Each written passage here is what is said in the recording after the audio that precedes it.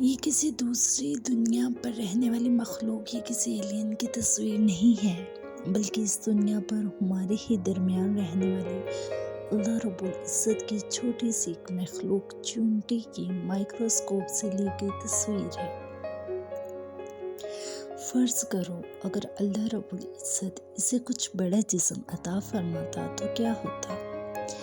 یقیناً اللہ عز و جل کی یہ مخلوق دنیا کا سارا نظام درہم بھرم کرنے کے لیے کافی ثابت ہوتی، اس لیے اسے ایک خاص مقام عطا کیا گیا اور وہ ہے اس کی جسامت کا چھوٹا ہونا۔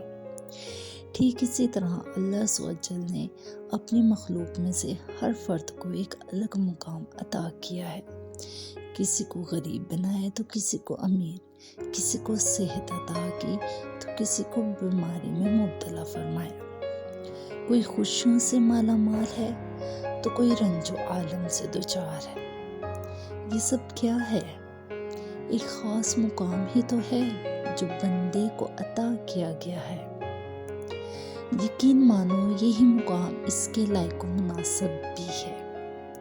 اگر اس کے خلاف ہو تو نظام عالم تاہو بالا ہو جائے۔ لہذا شکوہ و شکایت سے بے معنی ہے۔ آپ جس حال میں ہیں اسی پر خوش رہیں۔ یقیناً یہی آپ کا مقام ہے جو آپ کو دیا گیا ہے۔